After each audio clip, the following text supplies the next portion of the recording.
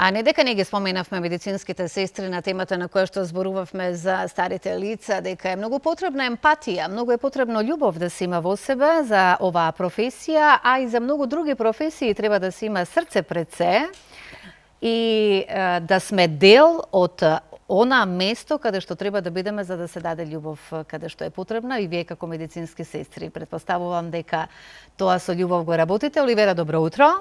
И добро утро за нашите гости Ирена Јовановска-Беришич, медицинска сестра од Оделот за онкологија и радиотерапија. Пак можам да замислам таму колку е потребно да се работи со љубов, и Елена Јовановска, медицинска сестра од Оделот за исто така онкологија и радиотерапија. Насловот поточно темата еве ја и на ТВ екраните. Која е вашата улога токму на овој одел? Па ајде да го слушнеме вашиот разговор. Оливера, повели. Да, денес, драги наши, разговараме со луѓе кои што се мост помеѓу докторот и пациентот, луѓе кои што со нивната грижа, насмевка, топол збор буквално се наоѓаат во најтешките моменти на осознавање и водење на битката со најтешките дијагнози. Елена и Ирена, од Аџибадем Систина, денеска ќе поразговараме за сето она што вие го давате и како го оставате буквално срцето на во тие ходници, во тие соби каде што доаѓаат тешко болни пациенти. Добро ви утро. Добро утро. Вие, како што кажавме, ја имате можеби и најтешката улога, да бидете постојано со луѓето кои што имаат многу голема мака, кога ќе ја дознаат онаа тешка дијагноза. Медицинска сестра е навистина многу благородна професија, би рекла, бидејќи јас самата имам тоа завршено, иако никогаш како медицинска сестра не работено, меѓутоа во онколошкиот сектор е навистина тешко да се работи. Како ви поминува еден ваш ден во секторот онкологија при Аџибадем Систина? Добро утро и од мене до сите гледачи на Алфа телевизија. Како што кажавте, улогата на медицинската сестра е многу повеќе од давање на апликација на терапија. Ние, значи, се трудиме да ја споиме медицината и човечноста, бидејќи тука се работи со една посебна категорија на луѓе кои што имаат сериозна битка пред себе и се трудиме колку што можеме максимално да им го олесниме тој пат, бидејќи ние сме со нив од почетокот на третманот па се до завршување на нивниот третман, со тоа што се трудиме да им пружиме безбедна терапија пред се, да пациентите се чувствуваат сигурно и секако да им бидеме од голема психолошка поддршка на пациентите. Вообичаено нашиот ден почнува со технички подготовки, припрема, апликација на терапија и многу комуникација со пациентите. Ние сме една најконстантна точка на комуникација на пациентите, бидејќи најдолгиот период од денот додека примаат терапијата го поминуваат со нас. Нашата главна улога е покрај безбедна апликација на терапија, е следење на пациентот, односно мониторирање на виталните параметри за време пред почетокот, за време и по завршувањето на терапијата, следење на несакани реакции за време на терапијата, бидејќи знаат доста често нели да се јават, се работи со специфични лекови, континуирана едукација на пациентот и на нивните семејства, придружба нели која што доаѓа со пациентот и една многу битна работа е што сме им од голема психолошка поддршка на пациентите. Многу често сме нивни слушатели, пријатели и им даваме совет како да го пребродат тој тежок период. Треба да бидете и добри психолози. Да, па се трудиме колку што можеме. Да. Убава е улогата на медицинската сестра во буквално секој сегмент од медицината. Во гинеколошкиот оддел се раѓаат животи, тука за жал треба да се помине една голема битка за да се задржи животот. Како првичниот момент кога прв пат се запознавате со пациентот кој што дошол на терапија, кај вас тече разговорот, како ги тешите, како им ја давате таа утеха дека ќе бидете тука цело време за нив и дека нели е можно да се извојува таа битка? Па им кажуваме на пациентите пред се дека не се сами во борбата која следи, постојано сме со нив, даваме совети во врска со третманот што следи после хемотерапијата, совети за тоа како да се сносат со животот понатаму и со состојбата дома што следува. Ги едуцираме во врска со исхраната, ги едуцираме во врска со терапијата дома што треба да ја земат и ги едуцираме како да продолжат со животот дома, дека најчесто треба да се однесуваат најнормално дома, дека треба да јадат полесна исхрана, дека треба да не се изолираат од социјалниот свет, дека треба да бидат во комуникација со пријатели, со фамилија, со роднини, затоа што тие не се заразна категорија на пациенти, не се, да кажам, болни, да не можат да... Во тој момент, да, им треба и најголемата поддршка и најголемото дружење од околината, роднините, пријателите, домашните дома. Што конкретно вакви пациенти треба да внесуваат пред терапијата? Треба да бидат појадувани? Да, треба да бидат. Обично наутро се доаѓа на хемотерапија? Да, хемотерапијата секогаш се прима наутро за да има време да се, доколку се јават несакани ефекти, да се третираат во попладневните часови од денот. Треба да дојдат појадувани на хемотерапија, секогаш тоа ги советуваме и ги советуваме да јадат полесна исхрана по завршување на хемотерапијата. Да избегнуваат масно, пржено, зачинето, да внесуваат повеќе овошје, протеини, јаткасти плодови, риба, месо, значи да се конзумираат поздрава храна. Многумина ќе речат дека кога ќе се диагностицира таква диагноза, воопшто не треба да се изгладни организмот. Тоа не е вистина. Или само на овошје, или само на сокови цедени. Најголем дел околу исхраната, ние сепак тоа го препуштаме на нутриционистите, бидејќи тоа е нели во нивниот домен. Постојат пациентите многу често читаат од интернет и на интернет ќе најдат на секакви... Се зачленуваат во групи. Така, да. Ќе најдат на секакви ставови, размислувања, теории. Не значи дека секогаш тие се исправни.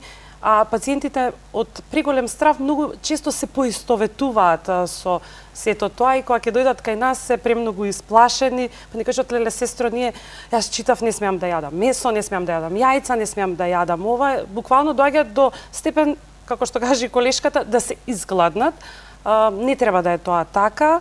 Сепак ние пак препорачуваме доколку нели сака да има посебен режим на исхрана, тука се во нашата болница, значи имаме нутриционистичка поддршка, каде што пациентите можат да добијат совет, да се консултираат, да, за како да им се одвива исхраната понатаму во текот на целиот третман додека трае. Така. Откако ќе се запознаете со пациентот, ќе се стекне меѓусебната доверба, веќе се пристапува и кон терапијата. Вие располагате со една нова метода, пумпи за апликација на хемотерапијата. Може ли нешто повеќе околу тоа да ни кажете?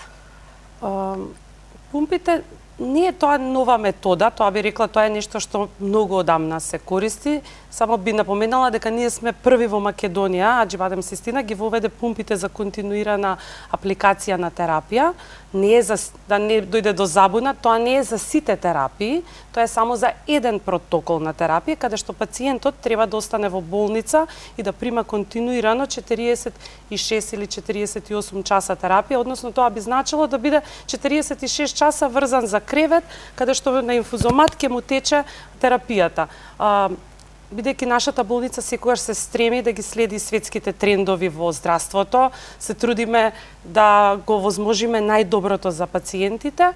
Значи, од пред многу години можам да кажам дека и од самото оформување на онколошкиот оддел во Аџибадем Систина, ние почнавме со употреба на континуираните пумпи, каде што пациентот одреден дел од терапијата го прима во болнички услови, односно во нашата дневна болница за хемотерапија, а потоа кога треба да тече тој лек кој што треба долго да тече 46 часа, лекот се спрема во специфични, тоа се пумпи за хемотерапија и пациентот практички си оди дома. Останатите 46 часа ги прима во домашни услови.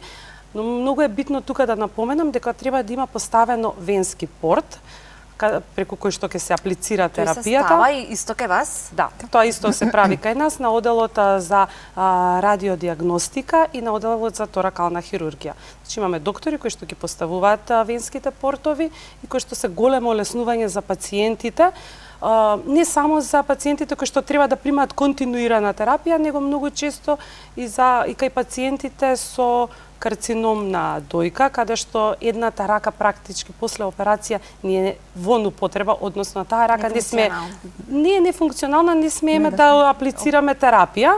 Значи се аплицира само на една терапија, каде што многу често имаме мал избор на вени, каде што можеме да пристапиме. Сепак хемотерапијата се едни посериозни лекови кои што бараат убав проток, добра вена, значи да избегнеме, не дај Боже, да се случи паравенозно да отиде лекот и заради тоа многу често се советува и кај пациентите со карцином на дојка, каде што имаат поголем број на хемотерапии, да се постави венски порт. Секако тоа е избор на пациентот, ништо не е морално да мора да се направи. Тоа е, докторите им ги нудат сите можности за да им се олесни терапијата и на крај на денот изборот паѓа на пациентот. Но од медицински аспект е многу полесно и за нас сестрите за апликација на терапија, бидејќи со венскиот порт скоро и да се избегнуваат такви ризици по екстравазација од цитостатик, кој што може да биде многу сериозен. А колку трае поставувањето на портот? Дали е тоа оптеретување за пациентот дополнително? Не е оптоварување, затоа што тоа се поставува еднократно. Значи доаѓа пациентот со локална анестезија, се поставува венскиот порт и си оди дома. И после 24 до 48 часа венскиот порт веќе може да се користи. Така да доаѓаат пациентите кај нас, после 2 дена веќе може да се примаат терапија преку венскиот порт. И тој си останува во организмот и Да, на може секое аплицирање хемотерапија си е функционален? Така, да, може да стои венскиот порт 5 до 7 години слободно.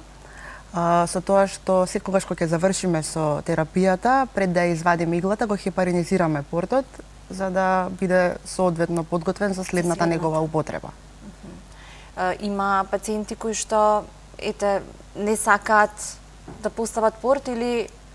Да, како што кажав, тоа не е нешто што мора да го направат, освен во услови доколку треба да се прима континуираната терапија и доколку сакаат да ја примаат во домашни услови, тогаш мора да се постави порт, бидејќи преку венски порт така најбезбедно се аплицира пумпата за континуирана хемотерапија. Сигурно има голем број што имаат поставено и што сакаат во домашни услови. Да, веќе пациентите тоа го знаат, можеби во минатото не беше толку познато за пациентите во Македонија, не се користеше толку често, но веќе тоа години уназад е нешто многу нормално. Така. Ете, оние кои што не знаат, кои што сега им е скоро диагностицирана некоја ваква диагноза, можеби ќе им биде добро олеснување. Секако да ќе биде олеснување доколку постават венски порт. Венски порт, така. Неудамна и самата едукација за вас, медицинските сестри, е многу важна. Неудамна отидовте и во Белград, бевте таму дел на едно предавање кое што сигурно има многу бенефити во вашето работење денес. Да. Што се случуваше во Белград? Бевме учесници на конгресот на канцеролошка неделја. Во склоп на таа канцеролошка неделја има организирано симпозиум за медицински сестри, со кој колешката се представи со излагање на темата за двојна контрола на апликација и припрема на хемотерапија како златен стандард во хемотерапијата. Значи може со Ирена малку повеќе да разговараме што се случуваше, какво беше представувањето и кои бе придонесите и ефектите од тоа? Како што спомна колешката, значи тоа е доста значајно, многу е значајно во нашиот сегмент, во сестринскиот покрај или во лекарскиот, да се посетуваат тие симпозиуми, конгреси, каде што многу често со колешките, тоа е симпозиум од регионално учество, си разменуваме искуства. Нашата тема беше, како што кажа колешката, двојна контрола, златен стандард во примена на хемотерапија, е многу битно да се потенцира дека тоа е број 1 во онколошката нега, односно безбедна припрема и апликација на хемотерапија е нешто најбитно во онкологијата.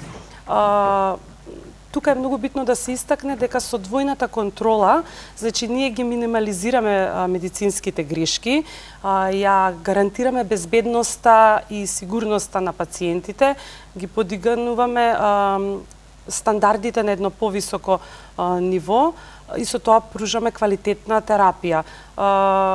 Во однос на самата презентација беше напоменато како ние работиме, односно како ние се трудиме да апликацијата на терапија, односно на хемотерапија, значи биде контролирана во многу сегменти пред да биде аплицирана кај пациентот, односно од првично идентификација на пациентот, контрола на лекот, дозата, контрола на правилна припрема на лекот и нормално контрола на правилна апликација, односно време на проток на самата терапија. Тоа е од големо значење. Повторно ќе напоменам како би ги избегнале сите несакани грешки кои што може да настанат. Во нашата болница хемотерапијата ја припрема дипломиран фармацевт. Ние медицинските сестри сме контрола на припремата на терапија и ние вршиме апликацијата на терапија и го мониторираме пациентот за цело време додека ја прима терапијата. Не се остават ниту најмали случајности за да нешто не биде во ред. Тоа не го дозволуваме. И сакам да кажам, многу е битно гледачите да знаат дека позади секоја една хемотерапија стои голем тим и огромна посветеност. Одлично. Нешто што навистина му треба на секој еден пациент, посебно на ваквите тешки диагнози. Цитостатиците и самиот термин и сите знаат дека носи несакани ефекти. Меѓутоа, вие како болница веќе воведовте и метода на ладни ракавици. Нешто што го нема во другите болници, а ете во Аџибадем Систина е веќе одреден период секојдневие. Кои се ефектите и како може да се користат? Ладните ракавици ги користиме веќе некој период. Тие се користат за превенција на невропатиите што ги дава некој од хемоцитостатиците. Значи со нив превенираме да на пациентите им се развијат невропатии, се ставаат тие ладни ракавици на дланките и на стапалата, ги ставаме 15 на минути пред почетокот на лекот и ги носат за време на целото примање на лекот, додека да истече и уште 10-15 минути по лекот, по завршувањето на лекот. Да, значи тие превенираат да се јават невропатии и со тоа пациентите немаат тренење на рацете, намалено, значи тој синдром што го кажуваат они како да газат на перничиња, на песок, и тоа е намалено. Нашата пракса, комуникацијата со пациентот кажува дека имаат доста подобрување од кога ги носат ракавиците, тие ладни ракавици. Одлично.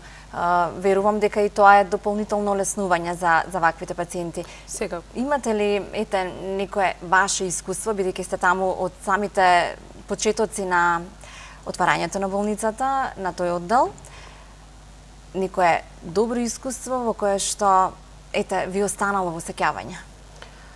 Како не, имаме многу искуства, значи имаме многу пациенти кои што и ден денес, мислам, кои што биле од почетокот, поготово првите почетоци заедно со нас растеле, нели да кажеме. Биле меѓу првите пациенти кои што доаѓаат и ден денес само за да не поздрават, да ни искажат таа почит, бидејќи овие пациенти се многу благородни, значи они тоа се луѓе кои што придонесуваат за општеството, нормално си функционираат. Не е тоа некоја, да не ги класифицираме како некоја посебна категорија на луѓе. Како искуства имаме многу нешто што можеби мене така ми остане во сеќавање. Тоа се на пример млади пациенти кои што да речеме се затекнале со оваа болест во многу млад период од животот, додека уште биле момчиња или девојки, кога да речеме сега после неколку години доаѓа да ни кажат дека не знам се ожениле, имаат дечиња и така едно убава успешна приказна, значи не мора да значи дека ако е диагностицирана тешка диагноза не може да се избори пациентот. Имате и убави искуства, нели? Па имаме многу убави искуства, мислам, имаме многу пациенти кои ја издвојувале битката со оваа болест и како што кажа Ирена, и ден денеска доаѓаат да не поздрават, сакале или не, ние стануваме дел од животот на пациентот. Се поврзуваме со нив. Така. Многу мислам дека во кај нас во Македонија, можеби сега тоа не е во последните години, фали малку едукација кај пациентот. Многу често кога ќе се спомне карцином, луѓето тоа некако го поврзуваат дека е како да е крај на светот, мислам. Не е крај на светот. Онкологијата е многу напредна во поглед на лекови, на третмани, значи тоа сигурно го знаат и од докторите кои што имаат често излагање, значи фармацијата се развива многу брзо, значи се наоѓаат лекови кои што и текако се од голема полза во целата оваа битка, него треба да го сватат како едноставно се случило, но ние со главата гори продолжуваме понатаму. Сега е најбитно да се бориме. Колку треба да е позитивен, да остане позитивен пациентот, да не падне психички. Често со колешката, бидејќи имаме додека пациентите примаат терапија, многу сакаат и нормално и ние комуницираме со нив, разговараме и сме име нели таа поддршка и многу често ги советуваме дека треба најбитното во лекувањето е да бидат психолошки многу јаки. Значи да се трудат да не размислуваат на состојбата во која што се моментално, да не се оптоваруваат со читање, со премногу, бидејќи тоа не е добро, само ќе се стварат негативен ефект на себе, тоа не е добро за дополнителен терет. Точно за ситуацијата во која што се наоѓаат, дека психолошката состојба е половина од лекувањето. Бидејќи кога пациентот е психолошки јак, значи терапијата ја издржува многу полесно. Ево ова можам да го кажам од лично искуство. Мислам, како пациентите кои што се психолошки јаки многу полесно го поминуваат целиот третман. Останете вака силни и во иднина, помагајте им на пациентите на кои што им треба помош и се гледаме во следна прилика. Ви благодариме. Благодарам. И јас ви посакувам само успешна работа и понатаму благодарам што бевте дел од нашата утринска програма.